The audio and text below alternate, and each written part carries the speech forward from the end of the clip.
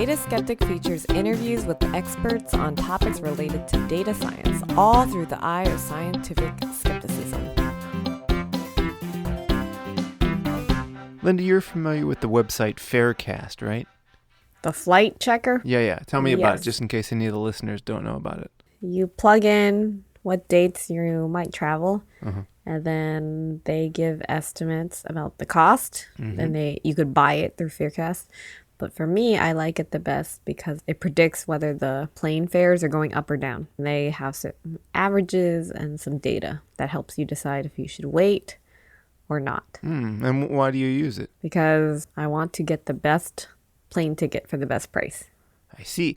So this is something that in the business we know as prediction as a service. So they built some fancy algorithm, one would presume, that makes these predictions, and you're able to utilize it on sort of a one-off basis, right? They didn't send you a CD to install some software or something, did they? No, it's a website. Okay, so what if you wanted to get a Faircast for every single flight? Like you're going to start a business as a travel agent or something like that. I don't know if they have an open API like that. All right, well, let's just talk about how it works maybe. Why do you trust it? I didn't look at their data, but it seems like it's based on data. And they're like, this is expensive, or it's predicted to go up. And whatever data they're looking at, they're at least basing it on some kind of past behavior and predicting the future. So I use it because I just need to know whether I should buy the ticket now or wait. Well, what if you wanted to have a copy of that algorithm, either to understand how it works or maybe to use it offline or start a competitive business? Or maybe you could steal their algorithm. I don't know. Can Can you? Well, do you think you could reverse engineer it just by playing with it enough, asking it enough questions and seeing how it responds? I mean, probably, but it would take a long time. Well, you'd be surprised. It might take a long time and it might not. That's part of what we're going to get into in today's interview.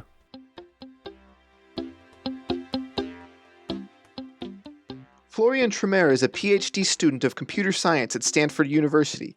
His master's thesis was titled Algorithmic Fairness Revisited, and his other research has also explored areas such as cryptography, data privacy, and reverse engineering machine learning models. In his recent paper, Stealing Machine Learning Models via Prediction APIs. We'll discuss that work on the show today. Florian, welcome to Data Skeptic. Thanks. Hi.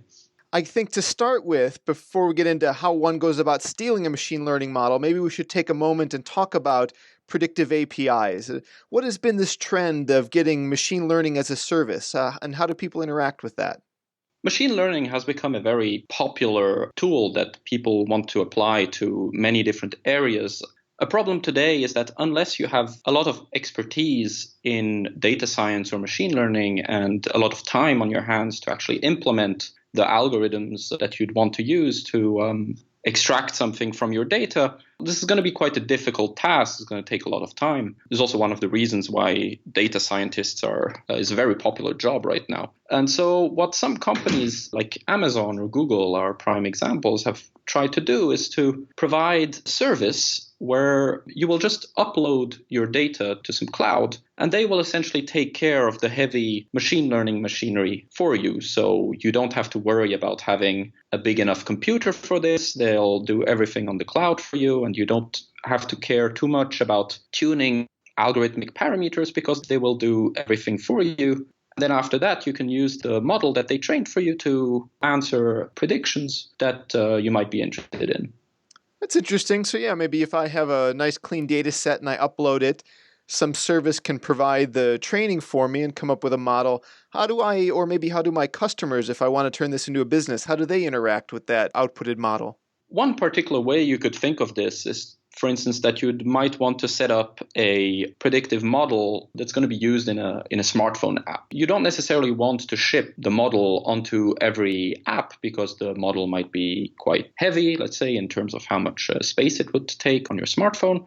So you could consider that you would just train such a model on the cloud and then put up some app that all your clients would then use to make remote queries over the network to the cloud service that hosts your model, and then provide these predictions so that the app can then figure out what it should do. I'm aware that there's a lot of these services and a growing, maybe even exponentially growing number of these every day. If I created such a service, another reason I might want it in the cloud is that there's a little bit of privacy. People can use it, but they don't necessarily know, or at least I hope they don't know, my training data or the type of model I've built. But your work explores how someone could kind of reverse engineer that, or is that a fair characterization of your work? Right. So this was the starting point of our work, was this realization that in a lot of settings where people apply machine learning, there seems to be a sort of an inherent assumption that the model, or at least the data that was used, is private and confidential and that it should remain this way. And so if you look at a lot of these services, these online services, what they provide is really a black box where you upload your data, it provides a model. And then the only way you can interact with this model is just by sending it inputs and receiving the corresponding outputs. And there's a number of situations where you might think of someone building models based on data that is of value. That's why they'd want to build a model over it in the first place, and where you wouldn't necessarily want everyone to get access to the model, or especially not to the data that it was trained on. So what exactly is a machine learning model extraction attack? What we considered in our work is, in a sense, a very simple class of attacks, at least in the way that they're supposed to work, is to say, well, we have this online service that hosts a model that we cannot access directly. It's a black box, but we can send inputs to it and retrieve the corresponding outputs. Of course, if you could send unbounded, infinite number of questions to this black box and receive the corresponding outputs, you'd kind of trivially be able to extract it by just knowing exactly which answer it gives for each possible input. But what we were really interested in figuring out is how easy such an attack might be. So is there a way to extract, to learn the sort of same model as the one that's sitting on the cloud, but in a very cheap and fast way? So by minimizing the number of times you actually have to interact with the online service. I know in your paper you guys do work on, open data sets, and it's nothing nefarious about it. But of course, in the real world, there are ill-intentioned people, maybe even criminals, who are trying to get access to something that perhaps doesn't belong to them or who knows what. But they also probably don't know what's inside that black box. If I wanted to reverse engineer some private machine learning model in the cloud, do I need to know the algorithm they're using? For the best type of attacks, if you want your attack to be, let's say, most powerful, it's better if you have some background information on what the model is.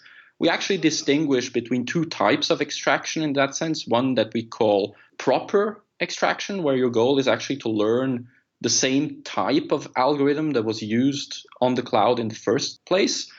In contrast to what we call improper extraction, where you don't necessarily know which type of algorithm or technique was used in the first place, and yet you just want to find a way to reproduce the input-output behavior of that model. And that's also something you can do, although that's not specifically what we looked at. Why we actually considered these proper extractions in the first place is simply because these API services that we looked into often tend to actually just tell you what kind of model they trained. So this is the case, for instance, for Amazon or for BigML, which is another platform we looked at, but wouldn't necessarily be true, for instance, for Google's machine learning service. So you had mentioned earlier the important distinction that if we brute force attacked every possible input, of course we could have the model, but your work explores how to be much more efficient about this. Are there different techniques you use, just maybe randomly exploring it or looking in clever ways at what good requests to give? So we really considered two different settings in our paper.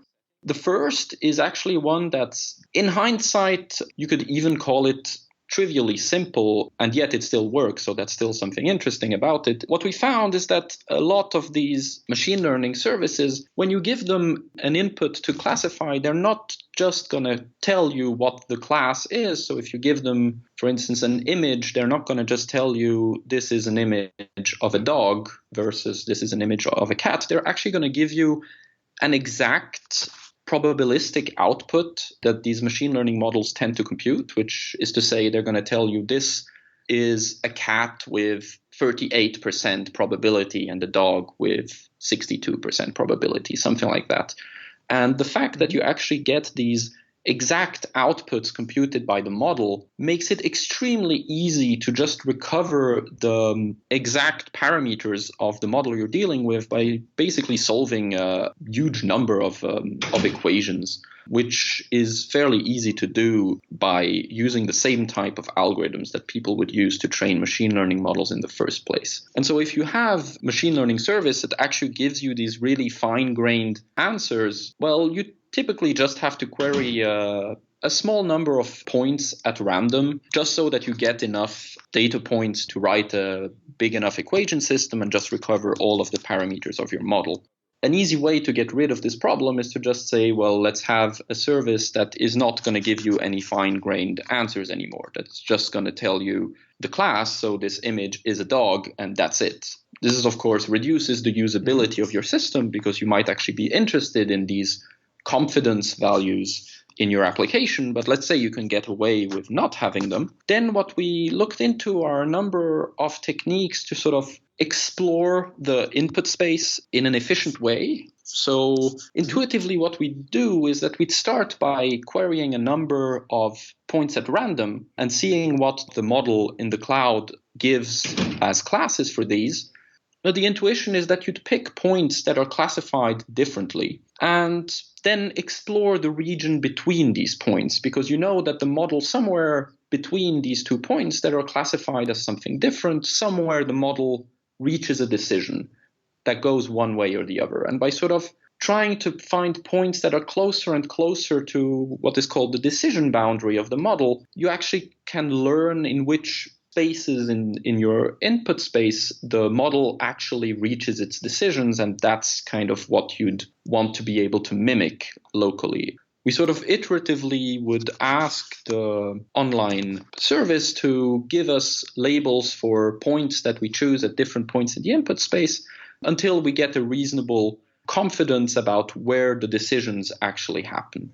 I see. So if we hypothesized maybe a fraud risk model that returned labels of, creditworthy and not creditworthy, and we had one example with a very low FICO score that was rejected and one with a very high FICO score that's accepted, we know somewhere in the middle there's a single value decision point, and you're searching for that. Is that right? Right. So the way you then have to think about these models is that they tend to operate in a very high dimensional space. So the inputs that you're going to feed this model is uses maybe tens or hundreds of different features and attributes. And so you're essentially working in this very high dimensional space and trying to find points that sort of lie on the decision boundary for this model. And if you find enough of such points, you can get a very good confidence and very good approximation for how the model actually splits the two classes apart.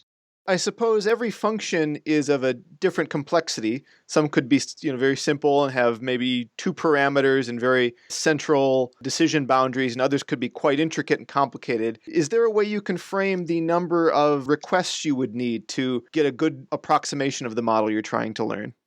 If we look at our first class of attacks, where we actually assume that machine learning services would give you access to confidence scores, there the attacks are extremely simple in the sense that we tend to need about 1 query to the service for each unknown parameter of the model that we're trying to recover. For the type of models that people would use in practice, this could be something of the order of a few hundreds to a few thousands, tens of thousands, up to a few millions for state-of-the-art, let's say, image classification tasks.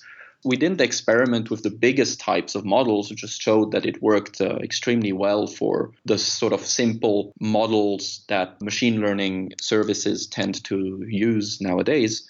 And then if you only assume access to class labels, so when you have to do this kind of iterative search over the input space, the procedure is less efficient. So we needed more in the few thousands to tens of thousands of queries to a model. Overall, the difference between the 2 settings was maybe about a factor of a 50 or to 100 to get comparable accuracy. So if I were hosting a machine learning model and I was concerned about security, I could watch the number of requests each of my users send. if you want to do this undetected, you'd have to just stay under my threshold of what's suspicious. You know, a million calls a second is certainly suspicious. Something on the order of, I don't know, 10,000 an hour might not even get noticed. Of the different data sets you worked with, how many required a long period of time or a relatively large number of requests to reverse engineer them with decent accuracy? What's interesting in this setting is that the number of queries that you have to make doesn't really depend on the size of your data set, maybe on the size of the number of features you have for one data point, but whether you've trained your model with tens of thousands of points or with millions of points actually doesn't matter, since the complexity of the model itself doesn't necessarily change. For the type of models that we experimented with that had maybe up to a few tens of thousands of parameters, as I said, you would need maybe a few tens of thousands, sometimes maybe up to 100,000 queries to the model, which, you're right, could be detected if such a large number of queries is actually unusual for an honest user of the system. So that really would depend on the application you have in mind. So how do you go about measuring the model you have against the unknown true model as it converges and you do more and more observations? Or in other words, maybe how do you measure the error and decide when you can halt? It's actually relatively easy again when the model gives you back confidence scores, because you can just do a number of queries to the online service and then compare them to the outputs you would have gotten on your local model. And since you get confidence scores, you actually can see very precisely whether the two models are starting to converge to a very similar output. If you only get class labels, again, well, you'd probably need a bit more queries to get a good confidence on how close your two models actually are. Again, this would be application specific, of actually first figuring out how close a copy of the target model you're actually interested in. In our work, we really looked at accuracy as close as possible to 100%. So really extracting two models that for all practical purposes look equivalent.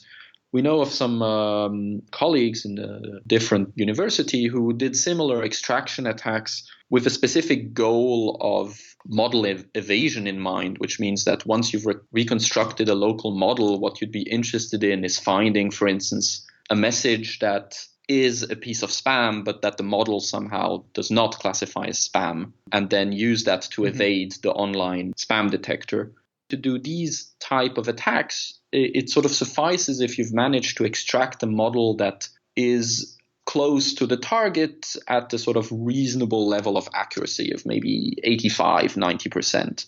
So for certain applications, you might even be content with a sort of crude approximation of the model, although as we show in our work, you can even get close to 100% accuracy in a lot of settings. We've talked a lot about how the confidence score gives you some extra information. I know you also explored how exploiting the feature that some models don't require all the values, you can pass an incomplete vector or a missing value, and when that's available, it can improve your success. Why is that? That was mostly the case when we started looking at machine learning services that would also apply what's called feature extraction. And so there have an additional step in the process where you're going to send inputs to the service, but they'll first do some pre-processing on those inputs, maybe combine them somehow, or just discard some of them as being irrelevant, or different types of techniques.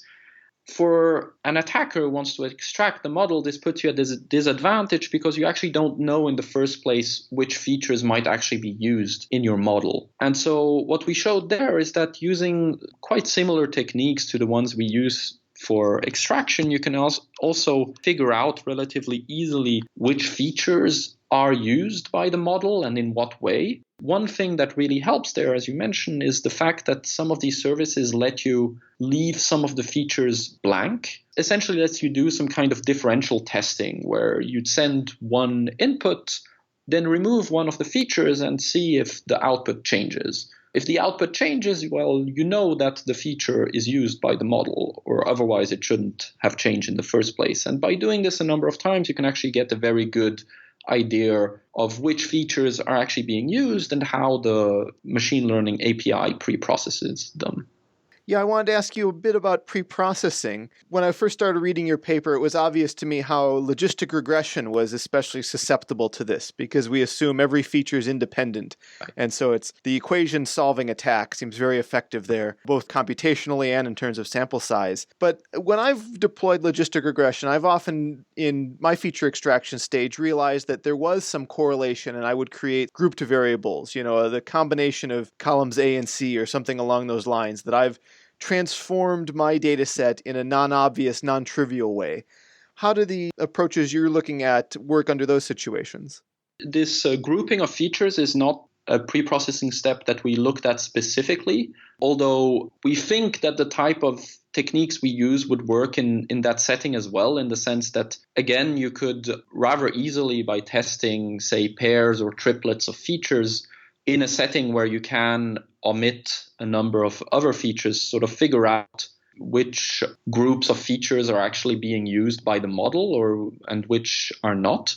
It seems like this type of feature preprocessing adds some complexity to the attack, but shouldn't render it impossible. And what about tree-based methods? We looked at decision trees as well, which have this particularity of not being differentiable. So the way that you'd train them is very different from the way other types of machine learning models like regressions or neural networks would be trained. And so there we really specifically rely on the fact that the API would give us confidence scores.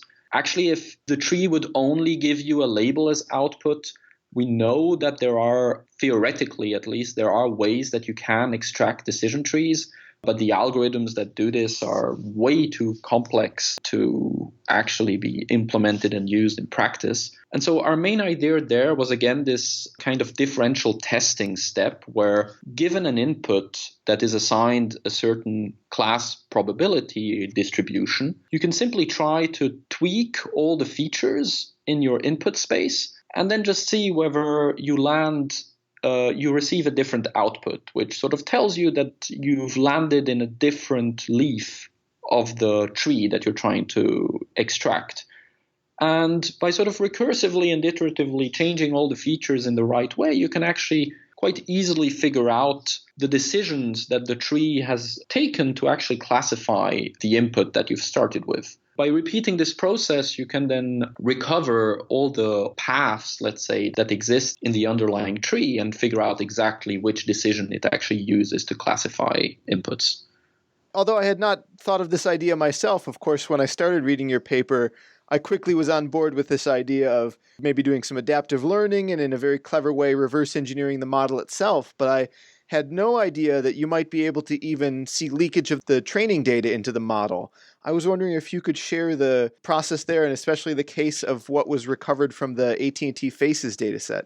This part of the work was following up on work that had been done by a previous group of authors, of which Tom Rissenpart, who actually collaborated on this paper, also collaborated on this former work, where they showed that essentially the problem you have with machine learning from a privacy perspective is that the model will always, unless you completely get rid of overfitting, let's say, it will always learn some features that are specific to the training data you gave it. In this case, when you look at a classifier trained over the AT&T Faces dataset, it's actually sort of inherent in the sense that you're trying to train a model to recognize 40 different faces. And so inherently, the model must have an internal, let's say, representation of what these faces look like. What this prior research had shown is that if you get access to this model in a white box setting, so if you know all the parameters that make up the model, it's very, very easy to recover an image that looks a lot like the images that were used in the training set just by sort of reversing the model. So essentially through optimization, trying to find the input for which your model gives the most confident answer for any particular class. If you take the AT&T Faces dataset as an example, what these people showed what you can do is take the model and through optimization figure out which input has the most confidence for the label Bob. And then you'd find a face that actually looks very, very much alike the faces of Bob that were used during training. And so what we did in our work was trying to figure out how you would do this type of reverse engineering attack of training data in a setting where you don't actually have access to the model parameters. So the model is some black box somewhere, potentially stored on a cloud. What would happen if you first try to extract this model using the techniques we've presented in our paper, and then just ran again this white box attack on the local model that you've reconstructed? And we found that although the attack is rather expensive in terms of number of queries you have to make or the time it takes to actually recover the model, well, once you've recovered the model locally, you can just reconstruct faces for all the individuals that were part of the training data, so 40 people in this case. And this is a rather powerful attack then. Yeah, it's very shocking that can be done. When I look at your general approach, of course, it's in some sense it's reverse engineering, but one could also position it as being no different from the same type of learning problem. In classic machine learning, you have a data set and you want to learn the function that maps to some output. You're able to observe the output and you want to learn the function that did that mapping. Are these mathematically equivalent, or is your process more computationally intensive? So they are mathematically equivalent. There's two main differences, though, that are very relevant to this. The first one that is the main difference is that usually when you do machine learning, normal machine learning, let's say, the function that you're trying to learn doesn't necessarily exist per se, but you try to find the best type of function, let's say, that lets you classify digits or faces. But the data that you're dealing with is inherently noisy. A lot of the complexity in the learning actually comes from sort of getting rid of this noise to really learn the underlying classification that you're interested in. When you do extraction, your target is actually a very well-defined mathematical model that was trained on some noisy data in the first place. But what that means is that this function that you're now trying to learn really has well-defined decision boundaries. You're never going to get 2 points at the same place that are classified differently. And so it sort of inherently means that you're trying to learn a function in a way that is much easier than the machine learning was in the first place. The other main difference is in this setting where the machine learning model you're trying to extract actually gives you class probabilities, which is also something that you usually don't encounter when you do machine learning just in a traditional way. You only have access to hard labels. Recovering a model given access to these exact probability outputs turns out to be much, much easier, which makes sense also from a mathematical perspective. So if I were someone who is going to put up an API of some kind and I wanted to keep it private for whatever reason, that is, to keep it a black box, I don't want people reverse engineering, what options do I have? Is there any way I can prevent this, either passively or maybe actively? We considered a few countermeasures in our paper. I mean, as you mentioned, there is in some sense a kind of inherent threat in the sense that what we are doing is really just learning the model through its input-output behavior. But the fact that this is so simple in practice can be mitigated through either not providing confidence values, if you can get away with it in your application. Also, obviously, the more complex your models are, the more deep, let's say, your neural networks are that you use, or if you use some complex ensembles of models, it's also going to make it a much harder process to extract. It's not clear to us whether there is a simple strategy that one might use to either detect extraction attacks. It seems like it's inherently impossible to prevent them entirely. Yeah, I think it's important that people are aware of this threat because it might just also make a difference in the way that you deal with private data or private models. It seems like just having a model sit somewhere on a cloud where everyone can query it is not necessarily a good idea. One thing we actually haven't mentioned so far, which we were quite intrigued in finding in a number of these online services, is that they propose to users this possibility that you might try to monetize your model or your data by essentially having clients pay for each prediction that they will make to your online model. And in that setting, of course, extraction is also quite a concerning attack, because if the cost of running the extraction attack is actually cheaper than the cost you would have to pay for all the queries that you want to do for the model anyways, then you might as well just pay for a number of queries, run an extraction attack, and then just use your local model for free. And so this whole monetization of machine learning models is also something that we're quite interested in seeing how this will play out, because it seems like so far, even though some companies and startups have started proposing it, it doesn't seem like something that has really started being used. But we're quite interested in seeing whether this will actually become a viable business model. Yeah. I've been quietly watching this myself. I'm very excited about it, but my take is it hasn't really taken off yet. Mm-hmm. But in theory, it's a nice idea that someone who's very specialized at one particular thing, maybe lead scoring, they could provide the service. And then if I'm an entrepreneur, I don't need to reinvent the wheel. I can just consume their service and dispose of it quickly if I don't like it. So it seems like a nice marketplace, even though not a lot of money has yet, at least to my knowledge, gone into it. Maybe for threat of reverse engineering or something like that. But I'm curious to get your take on one argument I might make. If I were an entrepreneur in that space, I might say, yes, of course, for this amount of money, following the excellent techniques Florian laid out, you could steal my model at this cost, but that doesn't account for the fact that I'm continuously improving my model, and that's the cost of the service. Do you think that's obviously it may or may not be true, but would that be a reasonable argument for many people against trying to steal the model? Right. So if the model really is improved over time, that would mean that to sort of get the best model at any time, you would have to extract it again and again. Although this isn't something we've looked into, it would be a very interesting question to consider, is whether re-extracting a model after it has been changed a little bit, whether you can do this in a much easier way rather than having to restart the whole attack from scratch.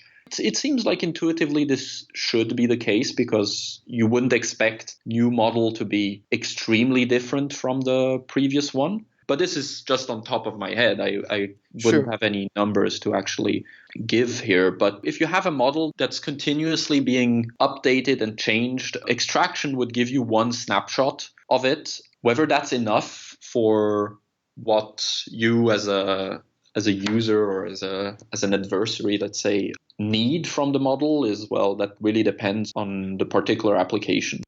We talked a little bit about, logistic regression and decision trees. The paper also talks about neural networks and SVMs and how the approach can work there. And of course, there are a lot of more advanced topics we could get into, like hyperparameter tuning and stacking and ensembling and all these sorts of things that, as you add more complexity, it seems the task becomes more and more difficult to reverse engineer, but perhaps still viable. Do you think, and I know this is maybe a bit hypothetical, but is there any aspect of the standard recipe book of machine learning processes that might, for a computational reason or a complexity reason, be like a one-way function, not reversible? Or is it just a matter of having enough observations to execute the process? Since the act of extracting the model is fundamentally not too different from the learning process in the first place, just made easier by a number of factors, it seems like if you were capable of training a model in the first place, it should also be possible to extract it.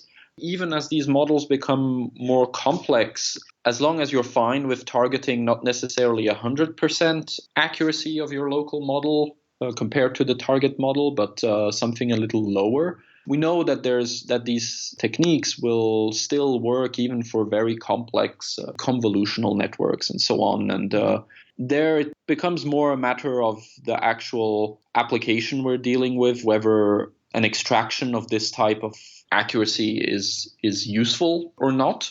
It's still unclear in which adversarial settings you'd need to go for really some perfect cross accuracy, or if you're trying to do spam evasion or something, maybe you'd be okay with something much more crude. Yeah, that will depend on the actual adversarial setting you're dealing with.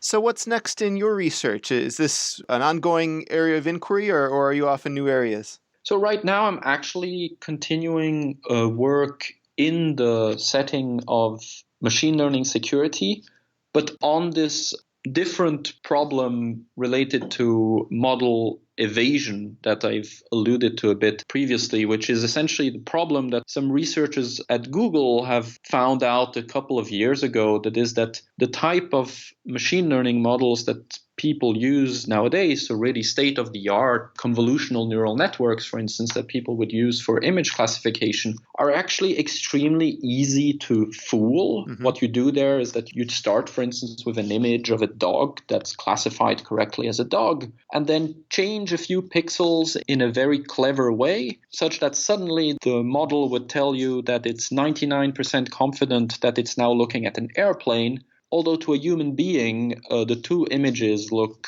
basically indistinguishable.